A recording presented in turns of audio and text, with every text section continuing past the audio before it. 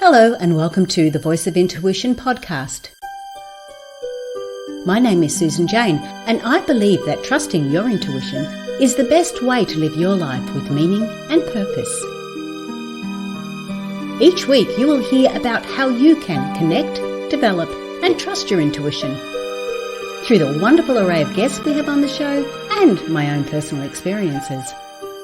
Join me to understand how your intuition can guide you towards a life full of meaning and loving purpose.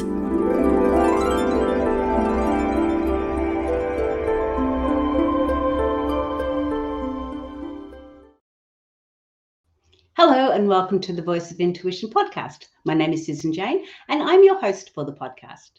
Now today we have a wonderful guest on, Shelly. Now look, this is one of those areas that we're talking about today that I remember going through corporate Australia, I have to say, and it's like you just don't talk about family and business together. Like it just doesn't happen. You're either at home or you're at work, and there's none of that in between.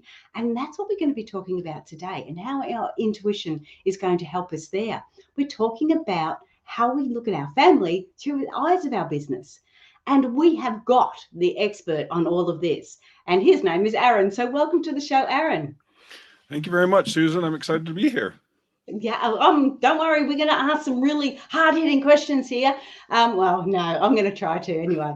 But the first thing I want to do is get an understanding of who you are and how you got to where you are. Like, how come you decided to go and talk about family and business? But let's start from the start. Where were you and how did you get to where you are? Where was I? I started out my education in mechanical engineering.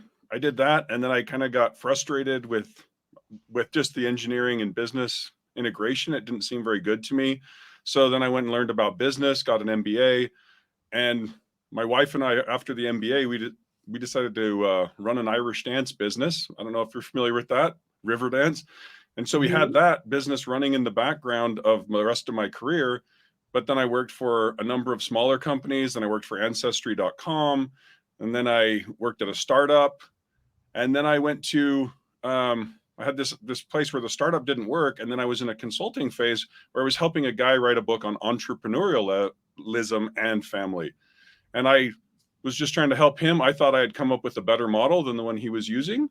And so I decided to write about 50 pages of it, give it to him and say, hey, use this in your book. And he said, no, that's your book, not mine. So I didn't really ever want to write a book, but I just kind of followed the path that I thought felt good at the time. So I kind of wrote the book, had it almost done in about 2018, and then had an opportunity to work as a tech executive in a startup space where we helped contractors run their businesses. That lasted until just last year, in which case I had a time to step back. We took about 54 million in funding, and then I was able to, exit and then get back to the thing that I thought was very important, which is, working with families and how do we help those? Because I think family is really the pillars of our society. So the better we run our families, the better we're going to run our societies, and the more happy we're all going to be collectively. Okay, so you've gone through all these different stages, and I do know river dancing, and I used to be a dance teacher 100 years ago. So I'm really with you there. But so when we're looking at you're looking at businesses and families, are you looking at running the family similar to how you would run a business, or are you looking at how you're living your life in your business and how that affects your family? Like, how is that connection between the two? Yeah, they're both connected, very strong. And I would say, I'm not saying to you can't fire. I mean, you can get a divorce from your spouse. You can't fire your children. But when you look at a business, most businesses are kind of trying to look ahead a few years. Well, what are we trying to accomplish? What is our mission? What's our goal? And then you look at your yearly level, and then you'll break it down into quarters, and then you'll have a lot of these structural things that help you go about accomplishing your goals. And every culture, every business will have its culture, whether that culture is, we need to be super innovative, which is a lot of what smaller companies that are trying to grow are, or we need to be super stable and predictable, which is a lot of bigger companies get into. And so every company has kind of its own feel of what it's trying to accomplish. And every family has its own ideas of what it's trying to accomplish. And it just uses a lot of these structures to align your, as I call it, the business model. But what is your strategy, your structure, and your culture? If you align your business model in your business or in your family, then you just get the results you want much more easily. Whereas if you ignore pieces of it, you just don't get very good results, and you often end up with fights, conflict, those type of things. I really like that. I think that's a great idea. And the thing is, if you're running it not the same as a business, but you're looking at some of those models in the business and you start to put that towards the family, one of the biggest things that you're saying is that you're actually revisiting it every year or every quarter or and you're actually connecting with your family in a manner that they are allowed to connect back to you as well, which is really brilliant, because too often it's like you just let the family be the family, and that can be challenging in some families. So how did you start to, I would imagine you've implemented this because you have written the book, you have to implement it. How do you go about implementing? Like, what are the steps? You've got me intrigued, Darren. You've actually got me really intrigued. I want to know. Well, so if you look at those core places of your business model, your strategy, it's if you look at just your personal, every person has their own kind of business model. And then as you expand and you add other people, you get married, or you stay with your family and you continue to work together, you're kind of expanding that group that you're working with, just like a business. And the first part of that is, what are you trying to accomplish in your life? What do you think your mission is? And I think the mission expands. All businesses that I've been with, when they're very small, their mission is really like, I just need to survive. Like, we need to make enough money in the business so that we can survive. And if we don't, we're going to go out of business. And I think it's very similar when we're in our early parts of our careers and early parts of our married life. You're just like, we need to survive. I need to find out, where am I going to work? What industries can I work in? What am I going to make? Where am I going to make money? But then your mission starts to, once you start to get that settled, then you start to look out a little further. Do I really just want to maximize money? And then you start to look at, no, I don't. I want to maximize relationships. I want to maximize these other things as well. And so that's where I think it's really critical to look at your strategy and say, like, what is my mission? What is my purpose as an individual? And then as you get bigger, what's our purpose together? And so if you start and have that good strategy, then you move on to your structure, which is, what are the things that we can do to support that strategy? And we talked a little bit about that. It's like our meetings, but then it's also roles, right? Like, if you and I were going to start a business, we wouldn't say, hey, you're gonna go make money and I'm gonna go make, you're gonna be in sales and I'm gonna be in sales. You would say, you're gonna go be in sales and I'll go be in product and I'll make the thing that you're gonna sell, and we'll specialize. And so having different roles is important in a business, because it allows you to specialize and do what you do best, and often avoid some of your weaknesses. And so that's where you see, like with my wife, I do none of the technical, or none of the dance thing of our dance business. I've never done Irish at all. My wife did it for, I don't know what it was, 15 years before she started teaching. And we specialize. I take care of the technical stuff. I take care of the business. I take care of clearing the snow off the road. And she takes care of teaching the kids, managing the dance company, dealing with all the parents. That's her job. We specialize there.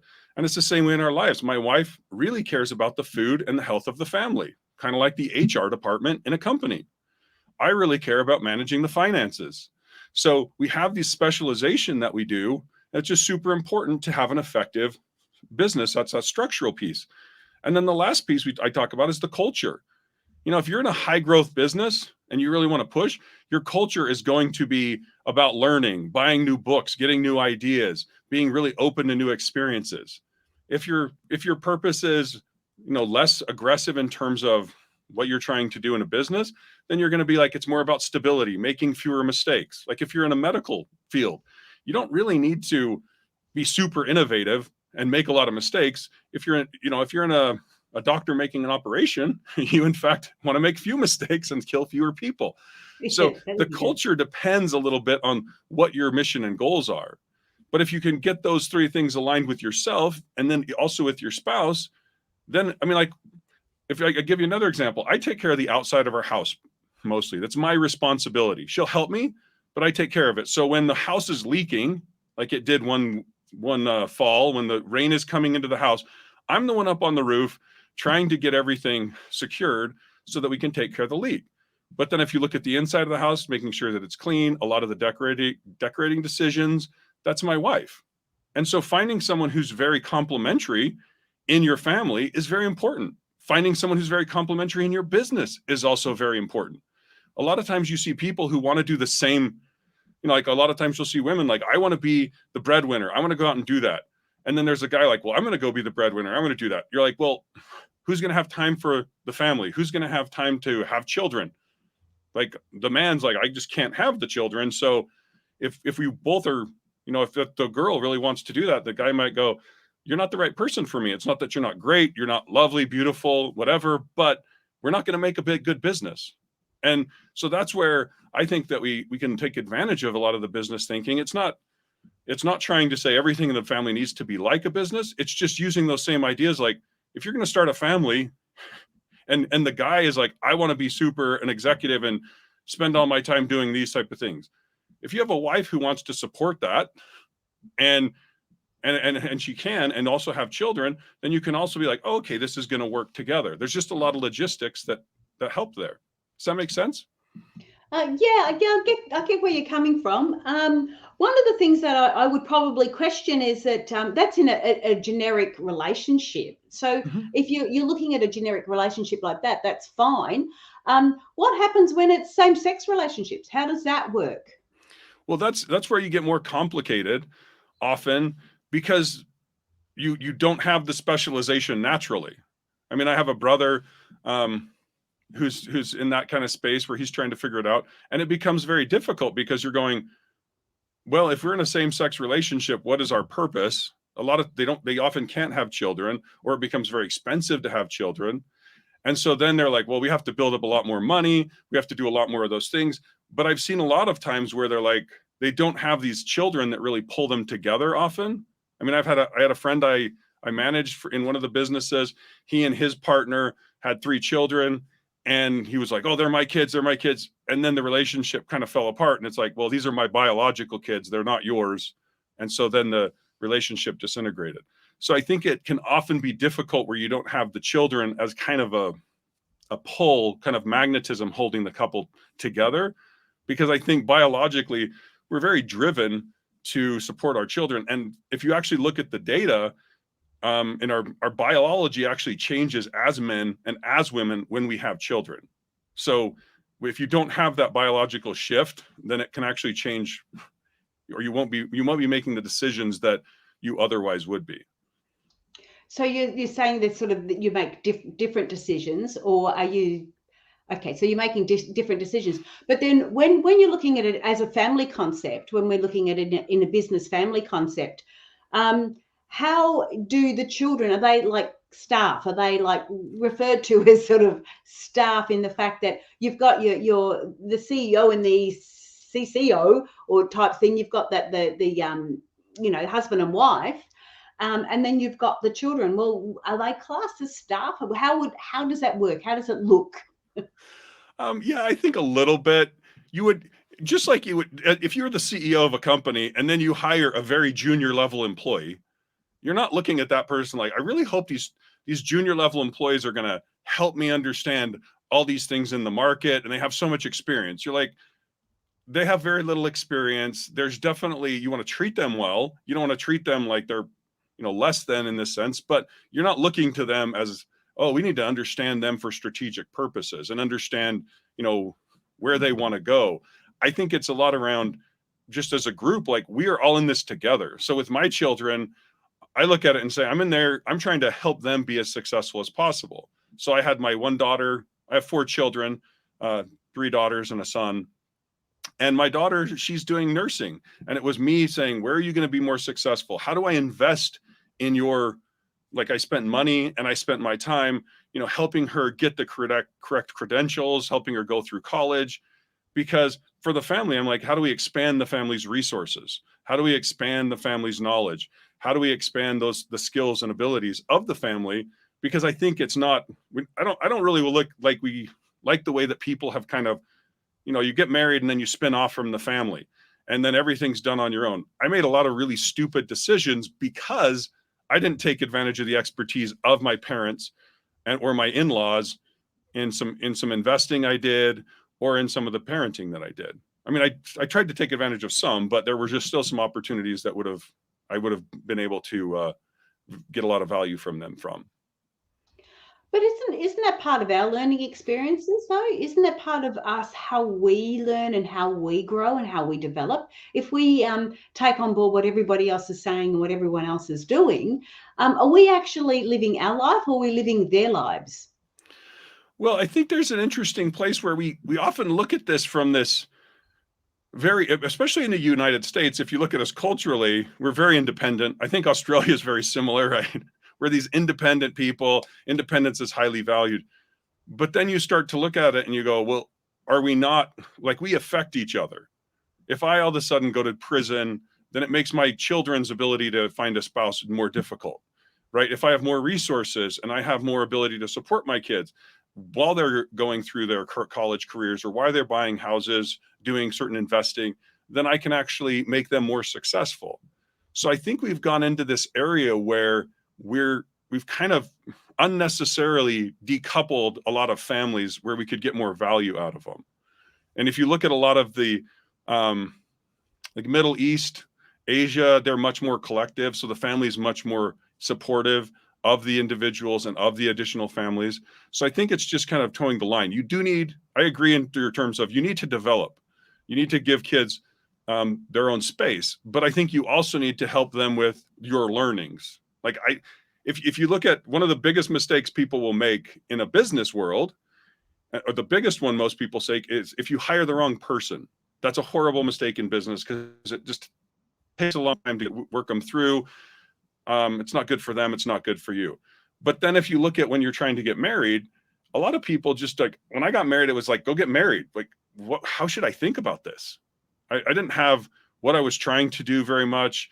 I had my religious group that I was like, well, I probably want to marry within that, but I didn't know how to filter for that. Whereas if you look in the business world, we have so much stuff on, how do you find the right people? What values are you looking through? How are you interviewing them? There's all sorts of things like that I think can be useful in your family. Because I think if you want to go live like a very entrepreneurial life, you need a spouse who's going to be able, who will deal with that level of instability. On the other hand, if you want to have a very stable life, like I've seen people who don't want to travel, and then you need a wife or a husband who's going to support that. And if you get someone who's like, man, I'm so cooped up, I want to go travel the world, and their spouse is like, well, I don't want to travel at all, then it just creates this, in my opinion, unnecessary friction. So it's a lot about, if you can go through your personal values and understand your culture and understand your personal mission, then you can start to say, well, what person or what type of person would be okay and be happy with this, with me as a spouse, and then happy with that life. I have a great friend who, his wife, the CEO, he was a CEO, built this great company, and his wife, they didn't pay the mortgage for 6 months. She got a job just to support, just so she could have health insurance. She was just able to deal with a lot of these issues. Her power got turned off at different points, like making it work, because there was so much instability, because the entrepreneurial life is that way. But then I've seen other spouses where they just get divorces because they hate that. So, but the way you're talking though, it's like you're not talking sort of family so much as you're talking about relationships. So before you go into that relationship, look at it like a business sort of sense, in the fact that are you ticking all the right boxes? Are the boxes being ticked that need to be ticked to create a successful business? So you're looking more at relationships rather than the family. Well, I kind of look at, to me, like the relationship is the base level of family, right? If you and your spouse can't keep it together very well, then bringing more kids into it just creates more chaos. If your value set is super conservative and your spouse's value set is super liberal, then when the kids start to get around, then all of a sudden you often find a lot more conflict. Well, should we teach them these principles or should we go this direction? So there often becomes a lot of conflict. So yeah, in the relationship, there's definitely some issues there, but then that's the core of the family. It's kind of like the founders of a business. You know, if the founders of a business are fighting, it's bad for the whole business. Even if, and I've seen some where you have people yelling at each other and you're like, well, you're making money, but people don't want to be part of this business because there's the friction, the conflict is just so heated. And so that to me is where it's a lot more about getting yourself on the same page and getting your goals on the same page. Because if you and your spouse, I mean, my spouse and I, we didn't do a whole lot of traveling until we had got ourselves fully out of debt.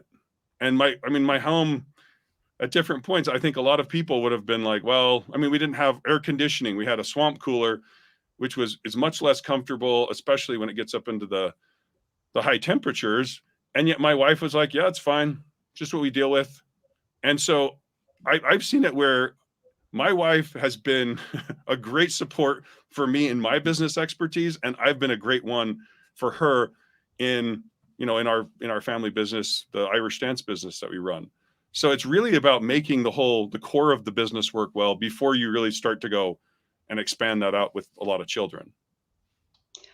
And I agree with you. I just feel that with what you're talking about and where you're going is you're still talking about people that are single rather than people that are married. Like if the listeners are listening to this now and they're saying, well, I've already got a family, I've already got children, I've already got a spouse, they may not be happy with how life is turning out. But it's not like you can sort of go, okay, let's cut this and put that aside and put that in the back burner and we'll start again, and this time we'll follow that. If people are in this sort of situation where they are having an issue, how is the book going to help them with that? Yeah, so a lot of it's for you as an individual trying to figure out what your individual purpose is. Because I feel like and I've seen this, a lot of people go to work, but they have no real purpose. They maybe they got married, they have kids, but you go like, so what's your purpose? What's your vision for your life in 5 years or 10 years? Well, I want to be successful and I want to retire. And you go like, why? Like, what's the purpose of retirement? Well, it just means not working. And everyone told me that was the goal. And so it's really like you as an individual. I've done some of the worst jobs. I mean, I've washed dishes, I've cleaned toilets, but all those things were on the trajectory of things I wanted to do or helping me become what I wanted to do, whether it's going through college, getting my MBA, growing the business, all of those things, they all like, there's always pain and I guess suffering, or I don't know if suffering is the right word. There's always issues. It's always hard when you're trying to go through life. And if you don't have a clear purpose for yourself, it's rough. And so I think a lot of people, sometimes they're in relationships and they really don't even have their purpose. And if you have no purpose, even if you had a great job that supported what your purpose could be, you can still be miserable. And so a lot of it's you as an individual and then you as a family coming together and saying, what are we together trying to do? And this is not a trivial exercise. It actually takes a good chunk of time because so many people have just kind of been on autopilot. Like, okay, I go get married, then I have children. It's like, but what is it you're trying to accomplish with yourself? What does a fulfilling life look like for you? And I think you can listen a little bit to your intuition, like, well, what about this direction? That's how I did with my children. Like, what profession would you want to do? And listen to, like, does that feel good to you or does it not feel good?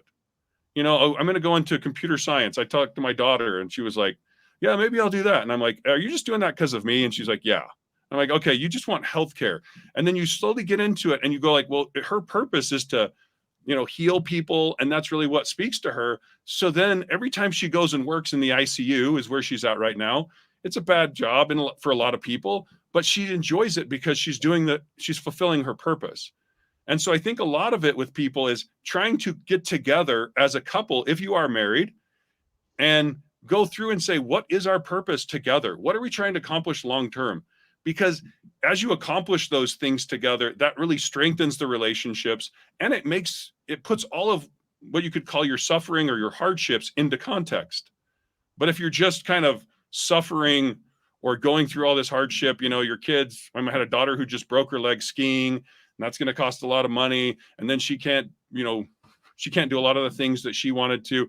Then you're kind of, if you don't have some context in, well, why were we skiing? Oh, it was just for fun. Or was it, no, we wanted to do this as an experience together as a family. There was some chances that it would happen and someone would get hurt, but we were fulfilling the purpose. Then even when those bad things are happening, you have some context to go through them. Does that make sense?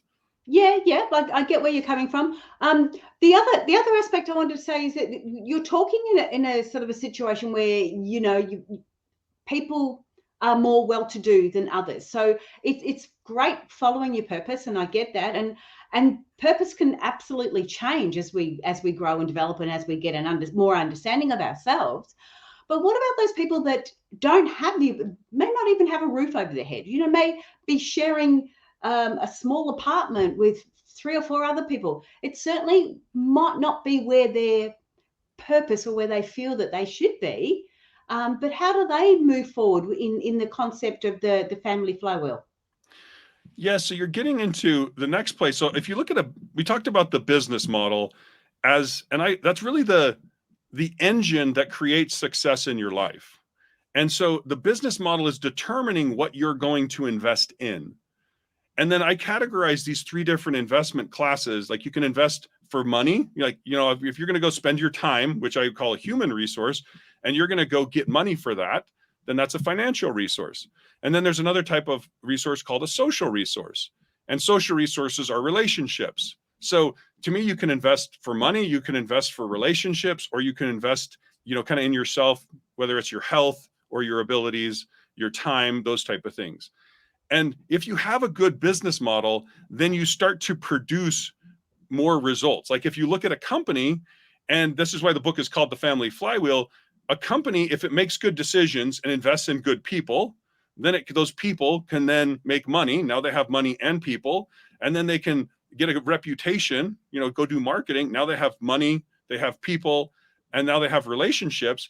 And this is where you can have a flywheel effect. Right now, you can take those people, money, and resources, and you can invest more and more. I mean, if you look at companies like Google, they were worth about $1 million in 1999, but through the investments in their technology and in people and in their advertising and those type of things, now the company's worth, I don't know, $1.5 or $2 trillion. And this is the flywheel effect. It takes it to build on itself. So when people are not well-to-do, a lot of times what's happening is they're making what I would call poor investments, right? Are you investing your time in learning? Are you investing your time in relationships or working? What are you investing your time on? Or are you like, well, I just watch Netflix. Okay, well, that's a waste of time. Unless maybe you watch a show with a whole bunch of people, you're developing a relationship there. But if you're looking at how you're investing, your business model is telling you to invest your time, then that will actually make you more successful. That's one of the things where people look at it and they think success is well, if you gave me a lot of money, then I would be rich. Yeah. That's just stupid, because you're like, wealth is not, and there's a story I have in my book of this woman. Her dad died. She was given $20 million when she was 18. However, she didn't know how to use it. Her business model did not tell her what to do. So now she's been through 4 or 5 marriages. She's bought and sold companies. She had to go get a loan from her mom.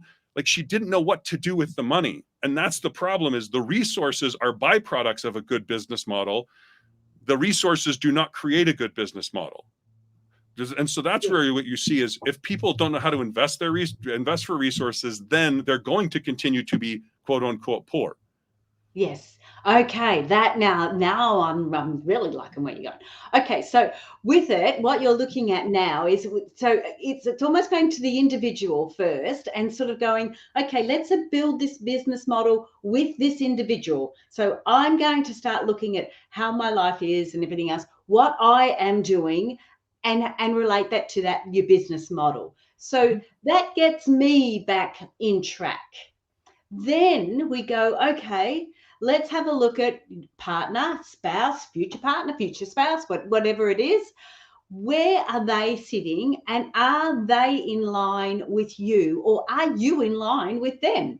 Is there a mutual growth as far as the business flywheel goes? Is there a mutual growth with them? And I understand what you're talking about, Aaron, when you're talking about how you're investing your time. It's so important if you invest your time, and you don't want to overload one side and not have the others going too. So when you're talking about investing in finances, it's great to, if you haven't got a lot of money, put a little bit aside in the bank. Start to build up your finances. Then when you're looking at relationships, if you do want to go into sales or into some sort of area that you're looking at, or some area that you like, build up relationships with people that are already in that area. Or I want to learn more about marketing. I got a job as learning to do marketing. I'm learning and getting paid as I went along. So I'm building up those relationships there. And then the final one was finance, relationships. What was the last one? Finance and human. Personal. Personal. So, and that's all about your learning. And as you were saying, with the woman that got the $28 million, she didn't invest in her personal learnings. She didn't invest in who she was and how she could grow, to be able to use the finances, to be able to, she had the finances. She didn't have to invest in that. She got that, but she didn't have the others in place, didn't have the right relationships for it, didn't have the right understanding and learning. So we bring that down to the individual first, and that's what the book does. And then it takes it one step further. We become who your partner is, whatever that looks like, and you get them on track too, and blending. Then when you have the children, you've got the book there too, to go, okay, how are you involved in this? How do they get ahead? Are they investing in their personal learnings like university? Are they investing in finance? Are they putting money aside? Are they learning part-time work so they know the value of money? And then the last one is, I've lost it again, time.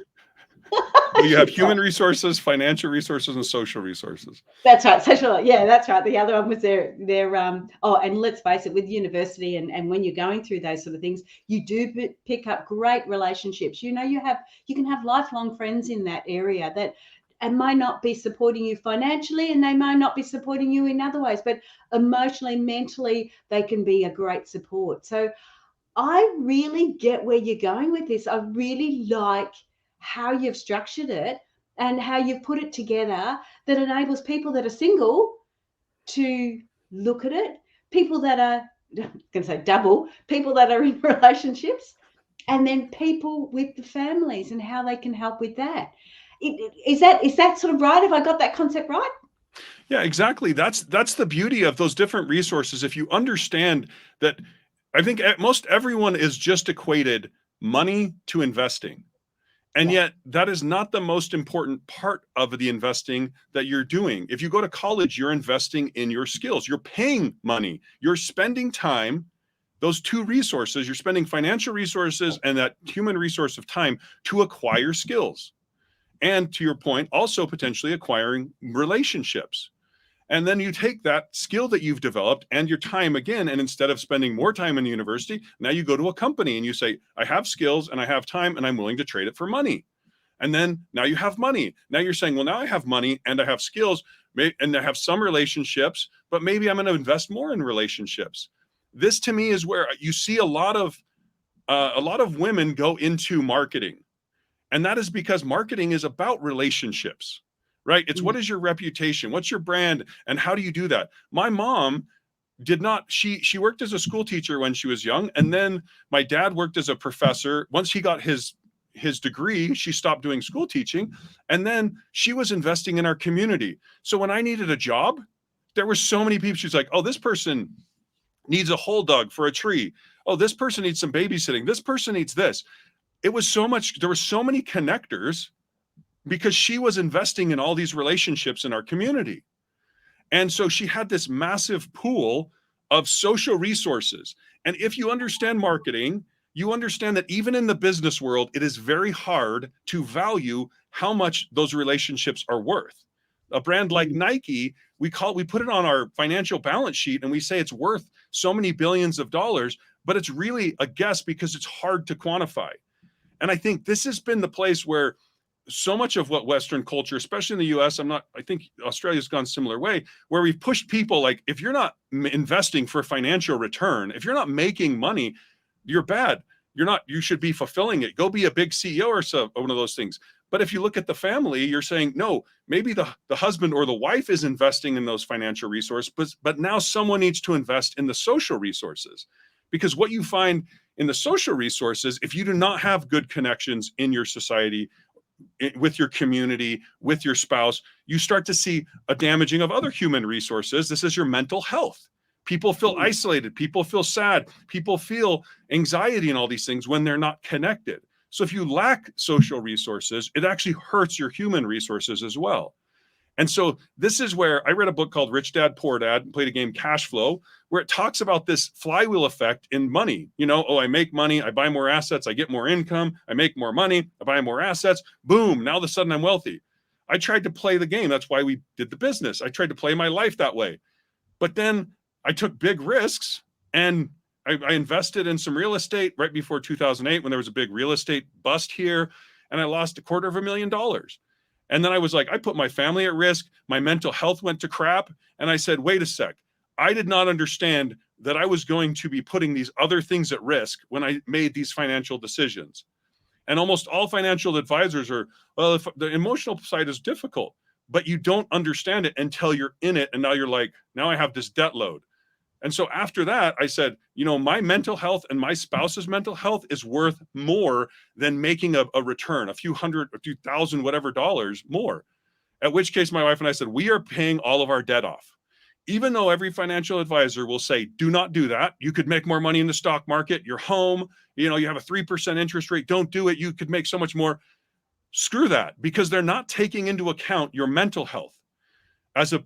For me, especially as the provider, when I made that decision, there was a lot of stuff. And I think if I hadn't had the right social connections to help me through that difficult time, I may have knocked myself off. Right. So that's the issue that you're not taking into account. If you underinvest in these other resources, like, oh, I'm a doctor, I'm going to go invest all my time to make my family so much money. And then your family doesn't know you, your wife hates you, you get a divorce because you underinvested in social resources. That's your own fault, but it's a sad reality that a lot of people do. And so that to me is I'm essentially trying to expand in the book to make a holistic investing profile that includes social and human resources and doesn't devalue those social resources, especially because so many people are finding themselves doing poorer. They're financially maybe have a little more money, but then their connections are so poor, they feel isolated, they have anxiety, they're taking drugs, they're drinking, they're doing all these things to try to medicate themselves because they're so underinvested in social connections. Wow, I love that. Thank you so much for sharing that. And I could see the passion and I could see the understanding for it, because I did the same. I did the cash flow game. I did Rich Dad, Poor Dad. I've been there, done that, know what you're talking about. And I kept on thinking intuitively, I kept on going, that's okay if all you want to do is focus on money. But I didn't want to just focus on money or finances. I wanted to have that holistic approach. And you're almost saying, cut it into thirds in the three different areas that you really want to, that you need to invest in. And Rich Dad, Poor Dad, the cash flow game, was all about investing in one section. It did do a bit of learning, I must admit, did a bit of personal learning. Yeah. And we did it as a group, so there was a little bit of social interactive, but it was just all focused on the money side of it. And so you lose contact with the other side of it. With the person I was with then, they weren't into money. They weren't into that side of things. I was going through a lovely big growth period of wanting to know more and that learning period. So I went into that. They weren't interested, and it was like, we weren't growing together. We weren't, yeah. And they don't have to be interested, like you were saying. That doesn't have to be their interest. but they still have to have an understanding of it, still have to have a learning on it. Well, And as a yeah. person on their own, they have to know it.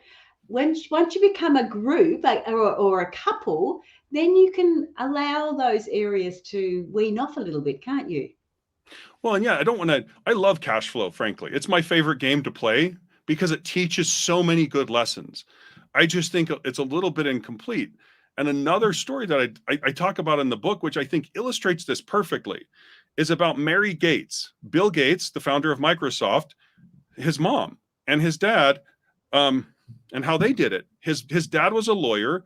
The mom got a degree in teaching. She taught in high school, or not in high school, in kindergarten level. And then when she got married to this lawyer, then she had 3 kids. She got out of the workforce, invested in her children and in the family. Her husband also kind of built his own legal practice. Then Mary decided, once the kids got older, I'm going to invest in social relationships. So she started to serve in her community. Well, she was on the board of the University of Washington, and she was also on the board of United Way. Well, the CEO of IBM also happened to be on the board of United Way. And that's one of the most important connections that Bill Gates had when Microsoft was working with IBM. So if you look at Mary Gates, if you were saying, oh, she needs to go back into the workforce, once her kids are done, start working for money again. Well, the dad was making enough money, so then the wife invested in the social connections, and that connection could have been worth $50, $100 billion to Bill Gates. So if you look at that, it illustrates you don't just want to invest in financial resources. Don't just spend your time for money. Even Rich Dad Poor Dad talks about invest in your education. But I think the thing that he doesn't talk about, I mean, he does talk about a little bit on the side, but it's also investing in those connections for yourself and for your community. Like Mary Gates herself, she didn't get this benefit besides her son becoming this massively wealthy person, but she didn't get that directly of, oh, now she's the CEO. It's kind of this generational thing that you often see is like good decisions in one generation then compound into the next generation, which in some ways is interesting because it creates this level of inequality if you keep making generationally good decisions, right? One bad decision in a generation can destroy a whole family, can destroy all your wealth you've built up. But multiple generations can build up massive wealth.